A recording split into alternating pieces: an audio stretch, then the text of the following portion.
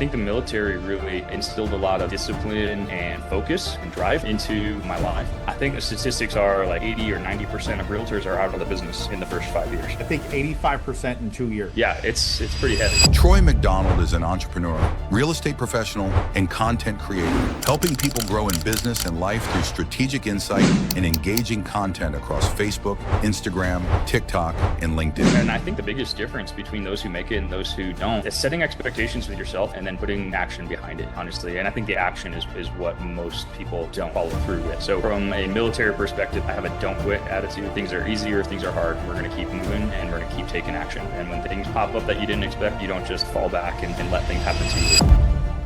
What's up, everybody? This is Ryan Van Ornum back with another edition of the Milpreneur Podcast. Today, I have on a good friend of mine, Troy MacDonald. Troy, how you doing, sir? I'm great. How are you, Ryan? Doing well, man. If I was any better, I'd be you, man. You're just killing the game. So you got all kinds of stuff going on, and I can't wait to jump into it. First of all, your story is such a you have like that superhero backstory, kind of stuff going on, man. Tell us a little bit about where you came from the military side of stuff, and then what you're doing now with the Opulent Group. Yeah, absolutely. So going way, way back to high school, I had no prospects coming out of high school. I was kind of a punk when I was, a troublemaker, got into a lot of just enough trouble to not really have a permanent record, but bad enough to be considered like the troublemaker teenager, right? Right. When I was coming up on graduating high school, looking for direction, and of course, I walked into the recruiter's office and I joined the Marines. So I graduated in 2001. So when I was graduating, it was a couple months before 9/11. And so when I decided to join the Marines, it was the spring of 2001. And my ship date to go to boot camp happened to be the week of 9/11. Just happened. It never changed. It was just the week. So I joined the Marines the week of 9/11, or I actually shipped off to boot camp that week. Just looking for direction, really. College wasn't in the cards for me at the time, financially or grades wise. So ended up meeting my then wife. We were married for almost 20 years. I had a couple of great kids, and military really served me well. Got a bachelor's degree, master's degree, and before I knew it, 20 years was up. And in 2019, 18 years into my career, I got stationed in Colorado. I knew the right people. I had just come from the Pentagon, and I got stationed here in the summer of 19. Didn't know a single person in the whole state of Colorado. I've only driven through it before. And then I knew that I was going to be retiring in 2021, 2 years later. So I started to think about what I wanted to do when I grew up, because my entire adult life was active duty in the Marines. So I started looking at real estate. So in the fall of 2019, just a few months after I got here, I pursued my real estate license, got licensed about 4 to 5 months roughly before COVID shut everything down. And I was still active duty. So I was still Monday through Friday and some weekends, like 7 a.m. to 5 p.m. still on base, wearing my uniform, doing all the military stuff. But I was doing real estate on the side. And one of the ways I really tried to capitalize having 2 full-time careers really at that time, or during that overlap, was open houses. And so I hit open houses hard, doing 2-3 open houses a weekend, during the time that I had off from the military.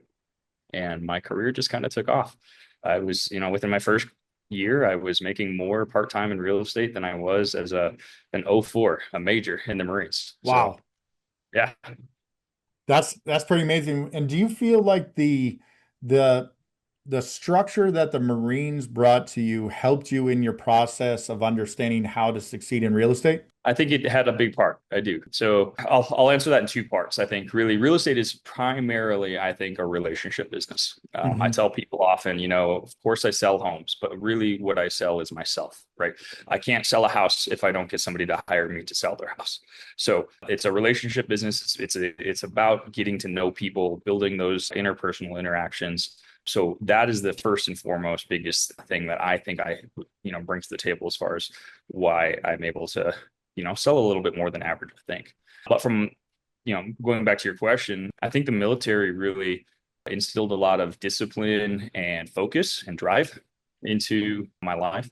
And I think the statistics, I'm going to paraphrase this, but I think the statistics are like 80 or 90% of realtors are out of the business in the first 5 years. Yeah. It's something. Yeah. It's something like that. Yeah, the And wash rate's, I think, 85% in 2 years. yeah, it's pretty heavy. So, and I think the biggest difference between those who make it and those who don't are it's setting expectations with yourself and then putting action behind it, honestly. And I think the action is what most people don't follow up on or follow through with. So from a military perspective, I think I have a don't quit attitude. I don't Yep. care. Things are easy or things are hard. We're going to keep moving and we're going to keep taking action. And when things pop up that you didn't expect, you pivot. You don't just fall back and let things happen to you. So I think that really helped with my real estate career. So I didn't become one of the statistics. And it's just consistency and discipline. It sounds like that's really just built upon day by day, Yeah. month by month, year after year into what you've grown yourself into now. So I think I read the statistic that the average realtor does like 3 deals a year, and like just give yourself some shine. How many transactions did you do last year? The last several years, I consistently do somewhere between 50 to 70 units a year myself. Now I have a team. I don't count my team numbers in my production. That's me. So yeah, I do usually between 55 to 70, roughly in that range the last 3 years consistently. That's absolutely incredible. Like, how do you sleep? Because like there's so much that's going on in a real estate transaction. It's amazing that you can do that many transactions because, you know, I know of a lot of realtors and they struggle keeping up with, 1 or 2 deals per month, 12 to 20 deals a month, let alone that you're doing, 4 times that amount. It's amazing. Yeah, I've got a team now. We've got over about 10 agents or so, give or take. And there was one a couple months ago. She had mentioned it was her first time having, I think, 2 transactions, maybe 3 at a given time, and she was stressed out. And she was like, I don't, she's forgetting or having trouble keeping up with, which transaction was at what timeline. And I said, just wait, until you have 10 transactions, 12 transactions under contract at any given time. And then you have another 10 or 15 that are on the market at any given time. I was like, you got to put pieces around you. You got to identify the failure points, identify the weak points, and either make a system to prevent them or to skirt, something going wrong, or put a piece in place that takes care of it for you. It's either system or leverage, right? So if you can't or you are bad at something, find somebody else who's better at it than you to do it for you, right? So it's either a system or it's a person, some kind of leverage. I love that, man. I love that. So, like, as you have been able to, and I think one of the things that I see with you all the time is you're just a very positive person too. You don't let the negatives get to you. Like, how did you just get that discipline in your mindset just to continue to fight through those things, even if they're hard? Yeah, that's a great question. Positivity in my life matters so much. Like optimism, of course things go wrong. Things go wrong all the time. Yeah, things are hard. This is not an easy business, right? I think that's another reason why the failure rate might be a little higher in our industry, because I think a lot of people come into it thinking it's just, cupcakes and rainbows and that everything's going to happen to them, when instead of the fact realizing that you actually have to roll up your sleeves, go to work, and then when problems happen, address them. I would say one of the biggest things when it comes to optimism and problems is setting expectations. I think one of the best things that you can do, not only for your own, mental well-being, but just for things to go smoothly for you, for your clients, is to set expectations up front. When identify where things can go wrong in a transaction, what are likely to cause them, have conversations with people about the hypothetical ability or likelihood of those things occurring from the beginning. I mean, sometimes I'll be at a listing presentation and I'll be going through the process of selling a home, and I'll highlight, this is what could happen at the inspection. This is what could happen at the appraisal, just so that if something does go wrong or less than great, that the first time I'm having the conversation with you about it isn't when that problem occurred. Right. Right. So keeping a positive outlook on things, always just being kind to other people, I think goes a long way. And then really just kind of foresight into what could go wrong and having conversations with people in advance of things going wrong so that they know what, if those things do happen, what are we going to do about it? And then the last thing I'll say about it is when things do actually go wrong, don't hide it. Don't take your time. That's got to have your attention and your focus, and you've got to address it right away. You mean like Bad news. you don't write in on like a magical unicorn and just make everything like sunshine and Wait, rainbows, yeah, just wave the wand? yeah, right. I love it, Yeah, man. I think that's another thing some people do too, is when there's a problem, they don't like to address bad things. They don't like, nobody wants a bad thing to happen to anybody. So it's like when a bad thing happens or a problem occurs, some people's natural reaction might be to just kind of sit on it for a little bit. Now, of course, I think my job is also to solve a problem before I bring it to the, maybe the client. If it's my client, I'm first going to try to solve the problem if it's something I can do easily before I stress them out. But in certain situations, when things need to be brought forward to title company, to a buyer, to a seller, or whatever, you have to address it head on. Things don't get better with time. I always tell my team at Synergist is like, if we have a problem, give us 3 solutions. Like I want them to be empowered into their decision making. So like, is that something that you work with your team on as well? Yeah, I mean, having options, and I always got to remind people, as a realtor, as in this industry, I don't make any decisions really. Like I'm a guide, I'm a mentor, I'm a trainer, I'm a coach. I'm helping the client to make the best decision for their family, and that doesn't, and a lot of times that's not in my personal best interest, right? I can't tell you how many times I've told a seller that I don't think it's in their best interest to sell right now because they didn't have enough equity, or the market conditions weren't right, or something was going to, they were going to have to write a check to get out of the home, or something like that. So you have to keep in mind that as a fiduciary, we owe the client their best interest, not your own. So, Yeah. so I always like to come to the table with solutions when there is a problem, multiple solutions, and give the client if that's the situation with a problem, give the client the best information and coaching and mentorship so that they can make the best decision for them. So like the way that the real estate market has changed over like the last 5 years, it's pretty crazy to see the shift in whether it's like the market itself or the way that technology is being used. Like, how do you stay in front of all of that stuff, man? There's so much moving parts in real estate. Yeah, and don't get complacent. Don't whatever you're doing now works for now. It may not work later, and what you did before may not work today. So you're right. 2019 and early 2020 was one market. That I'm only saying 2019 because that's when I started. I don't know what it really was before that. So 2019, 2020, pretty balanced, even market. It wasn't crazy. And then of course COVID hit. There was like a month or two where everybody thought this was the crash of the housing market, and then it was the opposite, right? All of 2020 and 2021 and first half of 22, everything was on fire. There was just a crazy market. Sellers, getting way over asking, homes going off the market in just matter of minutes or hours. And then really from about the summer of 2022 until now, hasn't been awesome, right? It hasn't been that great. Been really slow. And we're going 3 years now into it. And that's really tested a lot of people's patience, financial abilities, just a work ethic. So you have to keep in mind that what worked then doesn't work now, and what will work in the future maybe a regurgitation of something that worked great 10 or 15 years ago when the market was similar. But you have to just adapt. Really, that's the biggest thing. I love that, man. So like, have you seen technology start changing your industry? Yeah. So technology is ever evolving, and, the big, I won't necessarily say any of the brand names of like the major real estate websites and things like that.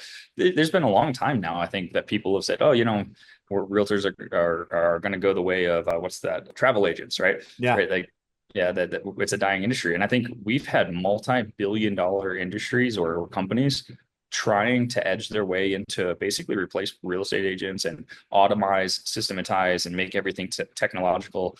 And I think what we're seeing now in 2025 is a rejection of that.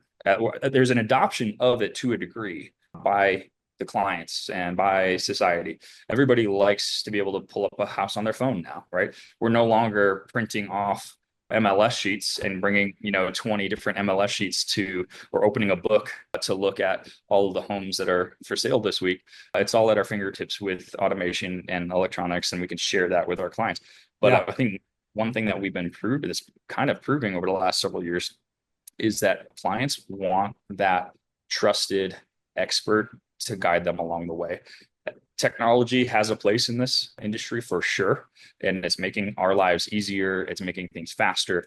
But I think what we've been proving over and over again now with a lot of different, iBuyer type programs and things like that, where people still want their hand held. They want that local expert who knows what's happening and can go out and find them that best deal.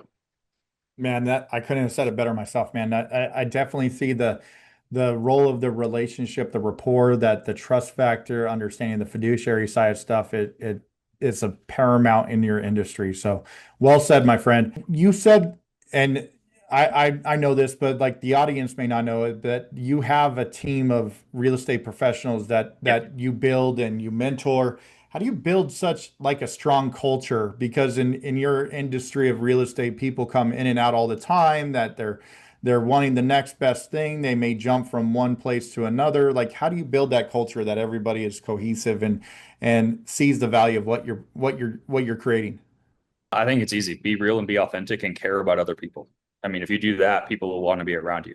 You can't forget that we, as a team leader, as a team owner, or even just a member on a team, or a solo agent, we are in this business to make money, right? We have families to feed, we have mortgages to pay, we have bills, right? We have kids or spouses or retirement goals or whatever.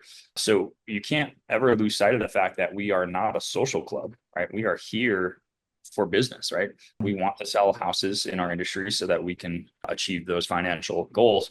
But the way I operate my team, at least, is a very close second is culture, right? I want you to thrive financially and business wise, but I want you to enjoy what you do.